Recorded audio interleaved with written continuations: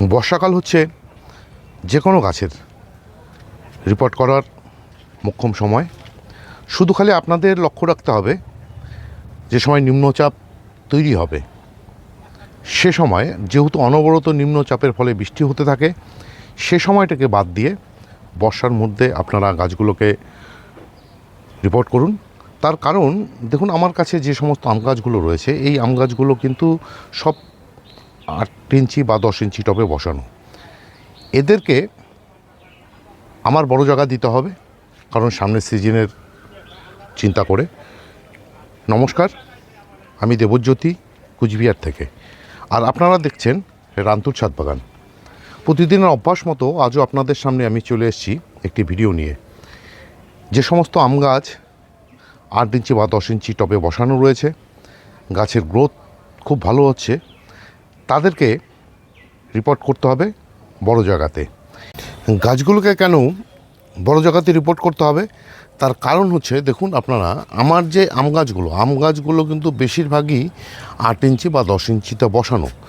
যে কোনো ফলের গাছকে একটু যদি বড় জায়গা দিয়ে দেওয়া যায়, মানে গাছ যখন তৈরি হতে শুরু হয়, মানে গ্রোথিং টাইমে, সে সময় যদি গাছগুলোকে বড় জায়গাতে দিয়ে দেওয়া যায়, তাহলে তার শিকড় বাকড় যেমন খুব সুন্দরভাবে ছড়াতে পারে বড় জায়গাতে, ঠিক তেমনই সেই শিকড় ভালো থাকার কারণে বা ছড়াতে পারার কারণে গাছগুলোতে কিন্তু প্রচুর পরিমাণে গ্রোথ চলে আসে।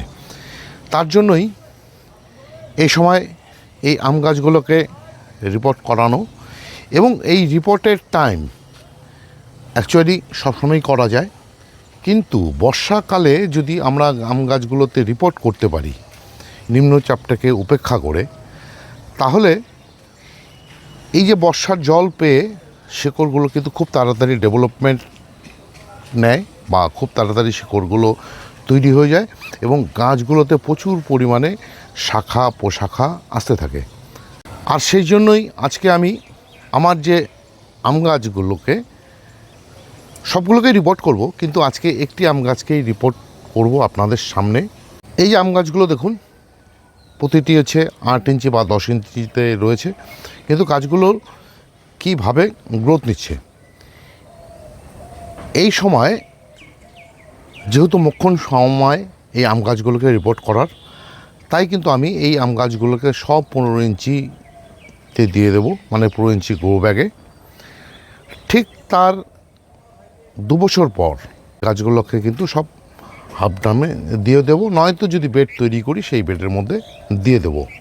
দেখুন, আমার এই যে এই আম গাছটিকে আজকে রিপোর্ট করব, আমি কাল করব এটাকে, একে একে সমস্ত গাছকে রিপোর্ট করব। এই গাছটি কিন্তু ছিল আমার, এই যে দেখুন, একটি 10 ইঞ্চি গ্রো ব্যাগে। আমি গ্রো ব্যাগ থেকে কী করে গাছ বার করি তার উপরে একটি ভিডিও দেওয়া আছে, আপনারা দেখে নেবেন। একদম প্যাকেটটাকে আস্তে আস্তে উল্টো করে টানতে থাকলে কিন্তু গ্রো ব্যাগ থেকে গাছ বেরিয়ে আসে। তার ভিডিও আমার চ্যানেলে দেওয়া আছে, আপনারা দেখে নেবেন। এবার এই যে রিপোর্ট করব, রিপোর্টের জন্য মাটি কি তৈরি করব সেটা আপনাদেরকে দেখাই। দেখুন, এখানে আমি দোআঁশ মাটি নিয়ে নিয়েছি। এই দোআঁশ মাটির মধ্যে কি রয়েছে, 4 ভাগ মাটি, দোআঁশ মাটি, এবং 1 ভাগ কম্পোস্ট। এই মাটিতেই সাধারণত আমি আমার আম গাছ বসাই, যার ভিডিও আপনারা এর আগে দেখেছেন।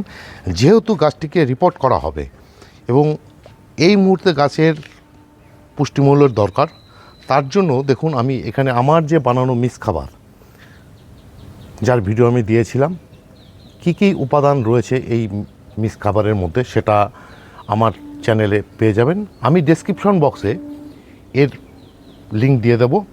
সেই মিক্স খাবার আমি, যেহেতু এই দেখুন 15 বাই 15 ইঞ্চি গ্রো ব্যাগে আমি দেব গাছটিকে, কারণ আগে ছিল 10 ইঞ্চি, একে অন্তত 2-3 বছর আমাকে রাখতে হবে হাফ ড্রামে ঢোকানোর আগে, তাই 15 ইঞ্চি আমি গ্রো ব্যাগ নিয়েছি।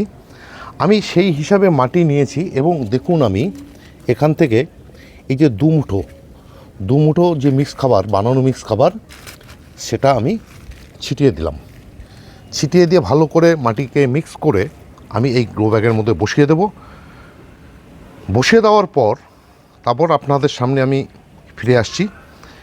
তার কারণ এই টোটাল প্রসেস যদি আমি আপনাদের সামনে তুলে ধরি তাহলে ভিডিওটা অনেক বড় হয়ে যাবে, যেটা কিনা আপনাদেরও অধৈর্যের একটা বিষয় হয়ে দাঁড়াবে। আমি শুধুমাত্র এই যে প্রসেস, যে সমস্ত প্রসেস, সেই প্রসেসগুলো দেখালাম এবং গ্রো ব্যাগ থেকে গাছ বের করা কী করে করতে হয় সেটাও বললাম, তার ভিডিও দেওয়া আছে। আমি এবার 15 ইঞ্চিতে বসাবো, সেটা বসিয়ে নিয়ে আপনাদের সামনে আমি চলে আসছি। আমার গাছ বসানো হয়ে গেছে, মানে রিপোর্ট করা হয়ে গেছে। দেখুন আমি 15 ইঞ্চি গ্রো ব্যাগের মধ্যে সেই আম গাছটিকে বসিয়ে দিয়েছি। এবার এই যে দেখুন আমার জল রেডি, আমি জল দিয়ে দেবো ভরপুর করে দিয়ে দেওয়ার পর আমি দেখুন গাছটিকে এমন জায়গায় রেখেছি যেখানে সকালের রোদ পাবে, এই যে দুপুর থেকে বিকেলের রোদ কিন্তু পাবে না। তার কারণ দেখুন আমার যে এই যে সিঁড়ি ঘরের যে শেড, সেই শেডের ঠিক তলে রয়েছে। এতে কি হয়, যেহেতু পশ্চিম দিকের ঘর, দুপুর এবং বিকেলের রোদ পায় না, শুধুমাত্র সকালের যে মিষ্টি রোদ সেটাই পায়। যার জন্যই দেখুন আমার যে আপেল গাছগুলোকে ঠিক এই জায়গাতে কিন্তু রেখেছি।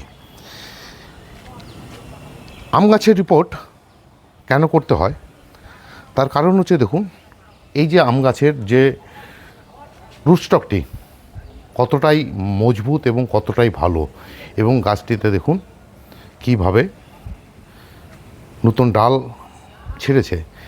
এই মুহূর্তে যদি এই ধরনের গাছগুলোকে বড় জায়গা দিয়ে দেওয়া না যায় তাহলে কিন্তু গাছের বৃদ্ধি হবে না। ঠিক তেমনই গাছে মুকুল এলেও সে সমস্ত মুকুলতে কিন্তু ফল ফুলবে না। যার জন্য ফলের গাছকে, বিশেষ করে আম, লেবু, আপেল, এদের একটু বড় বড় জায়গা দিতে হয়। দেখুন আমি কিন্তু সমস্ত গাছগুলোকে একে একে সমস্ত বড় জায়গাতে দিয়ে দিচ্ছি। এরপর 1-2 বছর পরে হয়তো আমাকে এই গাছগুলোকে হয়তো হাফ ড্রামে দিতে হবে। তবে আমি যেহেতু এখনও 1-2 বছর সময় পাচ্ছি, আমার ইচ্ছে রয়েছে যে আমি কার্নিশ বরাবর, আমার ছাদের যে কার্নিশ বরাবর আমি বড় দেখে বেড তৈরি করে নেব পাকা করে। তাহলে কিন্তু সেই যে গাছগুলো, এই গাছগুলো কিন্তু আরও অনেকটা সুন্দর হবে, অনেক ভালো হবে এবং প্রচুর পরিমাণে ফুল ফল পাওয়া যাবে। এবার আমি গাছে জল দিয়ে দেবো। গাছে জল দিয়ে আজকের এই ভিডিও শেষ করব। এবং আজকের এই যে ভিডিওটি যদি আপনাদের ভালো লেগে থাকে তাহলে একটি লাইক দেবেন, কমেন্ট করবেন এবং আপনার বন্ধুবান্ধবদের সাথে শেয়ার করবেন। এবং আমার চ্যানেলটি যদি সাবস্ক্রাইব করা না থাকে তাহলে অবশ্যই চ্যানেলটি সাবস্ক্রাইব করে নেবেন, কেননা প্রতিদিন দুপুর 2টোয় আমার এই চ্যানেলে কোনো না কোনো ভিডিও চলেই আসে। সেই সমস্ত ভিডিও দেখতে হলে বা পেতে চাইলে আমার এই চ্যানেলটিকে সাবস্ক্রাইব করে নিতে হবে। সবাইকে অশেষ ধন্যবাদ এবং শুভেচ্ছা জানিয়ে আজকের এই ভিডিও শেষ করছি।